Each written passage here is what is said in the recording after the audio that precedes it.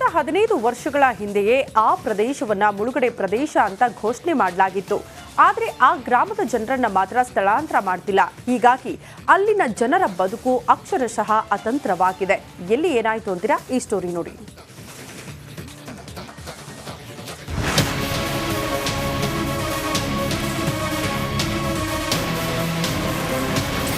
ಅತಂತ್ರವಾದ ಗೊಮ್ಮಗೋಳ ಗ್ರಾಮಸ್ಥರ ಬದುಕು. ನಿರಾಶ್ರಿತರಂತೆ ಜೀವನ ನಡೆಸುತ್ತಿರುವ ಗ್ರಾಮಸ್ಥರು.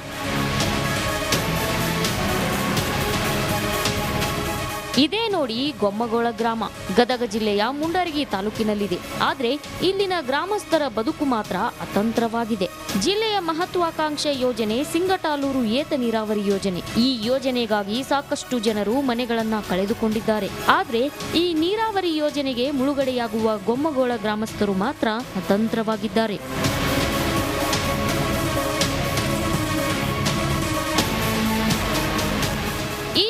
ಸರ್ಕಾರ ಗೊಮ್ಮಗೋಳ ಗ್ರಾಮ ಸ್ಥಳಾಂತರ ಮಾಡಬೇಕು ಅಂತ ಗ್ರಾಮಸ್ಥರಿಗೆ ಪರಿಹಾರ ನೀಡಿದ್ರು. ಗ್ರಾಮದಿಂದ ಸ್ವಲ್ಪ ದೂರದಲ್ಲಿ ಸ್ಥಳಾಂತರ ಮಾಡಲು ಕೋಟ್ಯಾಂತರ ರೂಪಾಯಿ ಖರ್ಚು ಮಾಡಿ ಜಾಗ ಗುರುತಿಸಿ ಅಭಿವೃದ್ಧಿ ಮಾಡಿತ್ತು. ಆದ್ರೆ ಸಕಾಲದಲ್ಲಿ ಗ್ರಾಮವನ್ನ ಸ್ಥಳಾಂತರ ಮಾಡಲಿಲ್ಲ. ಈಗ ಗ್ರಾಮಸ್ಥರು ಆ ಜಾಗಕ್ಕೆ ಹೋಗಲು ಒಪ್ಪುತ್ತಿಲ್ಲ. ಸರ್ಕಾರ ನಮಗೆ ಮತ್ತೊಮ್ಮೆ ಪರಿಹಾರ ನೀಡಬೇಕು. ಆಗ ನೀಡಿದ ಪರಿಹಾರದಿಂದ ಮನೆ ನಿರ್ಮಾಣ ಮಾಡಿಕೊಳ್ಳಲು ಆಗ್ತಿಲ್ಲ ಅಂತ ಹೇಳ್ತಿದ್ದಾರೆ. ಆಮೇಲೆ ಹೊಸ ಊರಿಂದ ಹಳೆ ಊರಿಗೆ ಬರೋಕೆ ದಾರಿ ಇಲ್ಲ, ಉಳಿದ ಜಮೀನಿಗೆ ಹೋಗೋಕೆ ದಾರಿ ಇಲ್ಲ. ಎಲ್ಲ ಅತಂತ್ರ ಮಾಡಿ ನಮ್ಮನ್ನು ಇಲ್ಲಿನೂ ಬದುಕೋಕ್ಕಾಗದ ಅಲ್ಲಿ ಬದುಕೋಕ್ಕಾಗದ ಅತಂತ್ರ ಮಾಡ್ಯಾರ ಸರ್ಕಾರದವರು. ಬಂದ ಬರ್ತೀವೊಮ್ಮೆ ನಾವು ಕೇಳ್ತೀವಿ, ಮಾಡಿಕೊಡ್ತೀವಿ ಅಂತಾರೆ, ಯಾರು ಹೊಳ್ಳಿ ಬರೋದಿಲ್ಲ. ಇಲೆಕ್ಷನ್ ಇದ್ದಾಗ ಒಮ್ಮೆ ಬರ್ತಾರೆ, ಇಲೆಕ್ಷನ್ ಮುಗಿದ್ಕೂಡಲೇ ಹೋಗಿಬಿಡ್ತಾರೆ. ದೇವಸ್ಥಾನ, ಸಮುದಾಯ ಭವನ, ರಸ್ತೆ, ಶಾಲೆಗಳನ್ನ ನಿರ್ಮಾಣ ಮಾಡಲಾಗಿದೆ. ಆದರೆ ಆ ಜಾಗದಲ್ಲಿ ಈಗ ಜನರು ವ್ಯವಸಾಯ ಮಾಡುತ್ತಿದ್ದಾರೆ. ಹೀಗಾಗಿ ಕಳೆದ ಹಲವು ವರ್ಷಗಳಿಂದ ನಿರಾಶ್ರಿತರ ಹಾಗೆ ಜೀವನ ನಡೆಸುತ್ತಿದ್ದೇವೆ ಅಂತಾರೆ ಗ್ರಾಮಸ್ಥರು.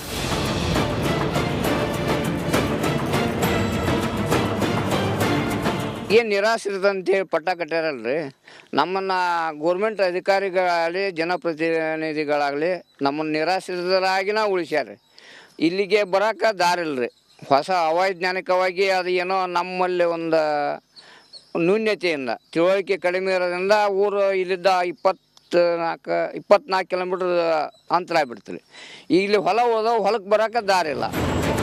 ತುಂಗಭದ್ರಾ ನದಿಗೆ ಹೆಚ್ಚಿನ ನೀರು ಬಂದ್ರೆ ಸಿಂಗಟಾಲೂರು ಬ್ಯಾರೇಜ್ ಭರ್ತಿಯಾಗುತ್ತೆ. ಬ್ಯಾರೇಜ್ ಭರ್ತಿಯಾದ್ರೆ ಗೊಮ್ಮಗೋಳ ಗ್ರಾಮ ಸಂಪೂರ್ಣವಾಗಿ ಮುಳುಗಡೆಯಾಗುತ್ತದೆ. ಇನ್ನಾದ್ರೂ ಸರ್ಕಾರ ಗ್ರಾಮಸ್ಥರ ಸಮಸ್ಯೆಗೆ ಶಾಶ್ವತವಾದ ಪರಿಹಾರ ಕಲ್ಪಿಸುತ್ತಾ ಕಾದು ನೋಡಬೇಕಿದೆ.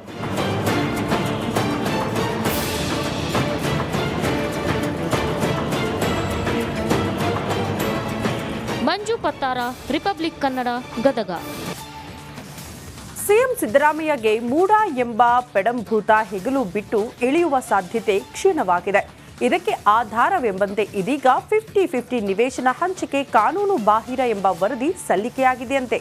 ಇದು ಯಾವ ರೀತಿ ಕಂಟಕ ಆಗುತ್ತೆ, ಆ ಕುರಿತ ರಿಪೋರ್ಟ್ ಇಲ್ಲಿದೆ ನೋಡಿ.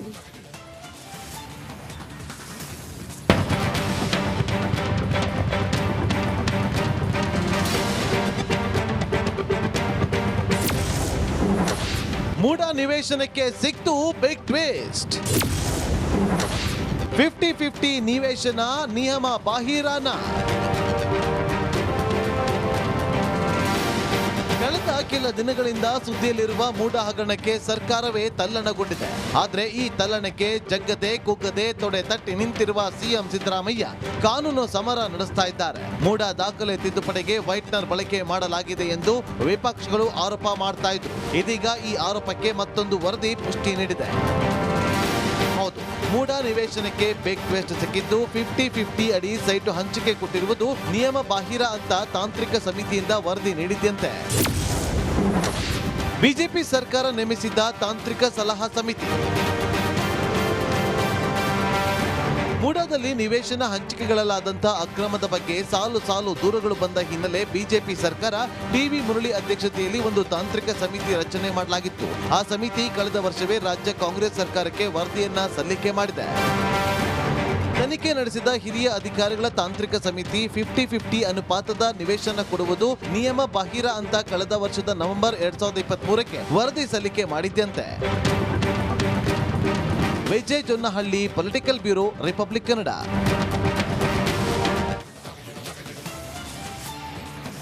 ಮೂಡಾ ಹಗರಣದಲ್ಲಿ ಸಿಎಂ ಗಾದಿಗೆ ಸಂಕಷ್ಟ ಹೆಚ್ಚಾಗ್ತಿದ್ದಂತೆ ಸಿದ್ದರಾಮಯ್ಯ ಅವರೇ ಹೊಸ ಟ್ವಿಸ್ಟ್ ನೀಡಿದ್ದಾರೆ.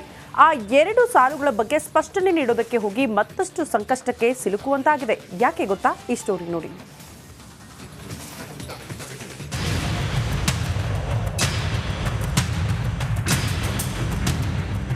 ಮೂಡಾ ಸೈಟ್ ಹಗರಣದಿಂದ ಮುಖ್ಯಮಂತ್ರಿ ಸ್ಥಾನಕ್ಕೆ ಕುತ್ತು ಬಂದಿದೆ. ಸಿದ್ದರಾಮಯ್ಯ ಅವರಿಗೆ ಮೂಡಾ ಉರುಳು ಸುತ್ತಿಕೊಂಡಿದ್ದು ಯಾವಾಗ ಏನಾಗುತ್ತೋ ಅನ್ನುವ ಟೆನ್ಷನ್ ಅಲ್ಲೇ ಇದ್ದಾರೆ. ಇಂಥ ಹೊತ್ತಲ್ಲಿ ಸಿದ್ದರಾಮಯ್ಯ ಅವರು ಈ ಕೇಸ್ಗೆ ಬಿಗ್ ಟ್ವಿಸ್ಟ್ ನೀಡಿದ್ದಾರೆ.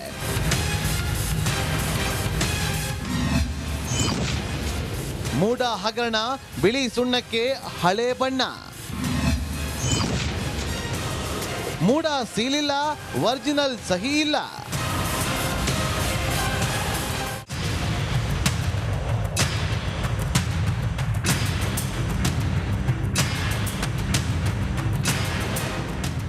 ಬದಲಿ ಸೈಟ್ ಕೇಳಿಲ್ಲ ಅಂತ ಹೇಳಿದ ಸಿಎಂಗೆ ದಾಖಲೆಗಳ ಮೂಲಕ ರಿಪಬ್ಲಿಕ್ ಕನ್ನಡ ತಿರುಗೇಟು ನೀಡಿತ್ತು.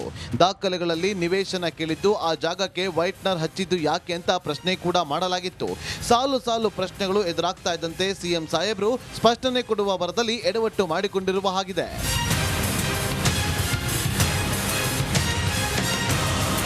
ಇದೇನ್ ವಿಡಿಯೋನ ಅಥವಾ ಜೋಕಾ ಗೊತ್ತಾಗ್ತಿಲ್ಲ ಕಣ್ರಿ. ಮೂಡಾ ಸೀಲಿಲ್ಲ, ಒರಿಜಿನಲ್ ಸಹಿ ಇಲ್ಲ, ಜೆರಾಕ್ಸ್ ಕಾಪಿಗೆ ವೈಟ್ನರ್ ಹಚ್ಚಿ ನಮ್ಮ ಸಿಎಂ ಸಾಹೇಬರು ಸ್ಪಷ್ಟನೆ ಕೊಟ್ಟಿದ್ದಾರೆ ನೋಡಿ. ವೈಟ್ನರ್ ಹಚ್ಚಿದ ವಾಕ್ಯದ ಬಗ್ಗೆ ಸಮಜಾಯಿಷಿ ನೀಡಿದ್ದಾರೆ. ಈ ಬಗ್ಗೆ ತಮ್ಮ ಎಕ್ಸ್ ಖಾತೆ ಮೂಲಕ ಪೋಸ್ಟ್ ಮಾಡಿದ್ದಾರೆ. ದೇವನೂರು 3ನೇ ಹಂತದ ಬಡಾವಣೆಯಲ್ಲಿ ಅಥವಾ ನಂತರ ಎಂದು ಬರೆದಿರುವ ವಾಕ್ಯದ ಮೇಲೆ ವೈಟ್ನರ್ ಹಾಕಲಾಗಿದೆ. ಪತ್ರಕ್ಕೆ ಟಾರ್ಚ್ ಬೆಳಕು ಹರಿಸಿ ಸ್ಪಷ್ಟೀಕರಣ ಕೊಡುವ ಯತ್ನ ನಡೆದಿದೆ.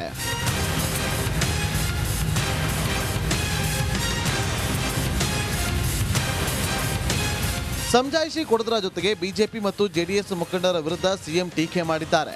ನನ್ನ ಪತ್ನಿ ಅರ್ಜಿಯಲ್ಲಿ 4-5 ಪದಗಳಿಗೆ ವೈಟ್ನರ್ ಹಚ್ಚಿದ್ದನ್ನೇ ಮಹಾನ್ ಅಪರಾಧ ಎಂಬಂತೆ ಗಂಟಲು ಹರಿದುಕೊಂಡ ಬಿಜೆಪಿ ಜೆಡಿಎಸ್ ನಾಯಕರೇ, ವೈಟ್ನರ್ ಹಿಂದಿರುವ ಅಕ್ಷರಗಳು ಏನು ಅನ್ನೋದನ್ನ ಈ ವಿಡಿಯೋದಲ್ಲಿ ಸ್ಪಷ್ಟವಾಗಿ ಕಾಣ್ತಾ ಇದೆ. ಇದರ ಬಗ್ಗೆಯೂ ಸೋಷಿಯಲ್ ಮೀಡಿಯಾದಲ್ಲಿ ಶಂಕೆ ಇದೆಯಾ ಅಂತ ಪ್ರಶ್ನೆ ಮಾಡಿದ್ದಾರೆ. ಬದಲಿ ಸೈಟ್ ಕುರಿತಾದಂತಹ ದಾಖಲೆ ರಿವೀಲ್ ಮಾಡಿ ಚರ್ಚೆಗಳು ನಡೆದು 4 ದಿನ ಕಳೆದ ಬಳಿಕ ವೈಟ್ನರ್ಗೆ ಟಾರ್ಚ್ ಬಿಟ್ರ ಮತ್ತೆ ದಿಕ್ಕು ತಪ್ಪಿಸೋದಕ್ಕೆ ಸಿಎಂ ಪ್ರಯತ್ನ ಪಟ್ಟಿದ್ದಾರಾ ಅನ್ನೋ ಶಂಕೆ ವ್ಯಕ್ತವಾಗಿದೆ. ಹಗರಣದ ಆರೋಪ ಬಂದಾಗಲೇ ಮಾಡಬಹುದಾಗಿತ್ತು, ಆದರೆ ಇಷ್ಟು ದಿನ ತೆಗೆದುಕೊಂಡಿದ್ದು ಯಾಕೆ ಅನ್ನುವ ಅನುಮಾನ ಮತ್ತಷ್ಟು ಬಲವಾಗ್ತಾ ಇದೆ. Bureau report, republic Kannada.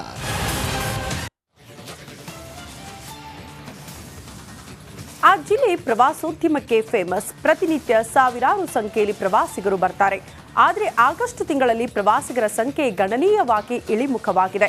ಪ್ರವಾಸೋದ್ಯಮವನ್ನ ನಂಬಿರೋರಿಗೆ ಆತಂಕ ಶುರುವಾಗಿದೆ. ಈ ಕುರಿತ ಒಂದು ರಿಪೋರ್ಟ್ ಇದೆ, ಬನ್ನಿ ನೋಡ್ಕೊಂಡು ಬರೋಣ.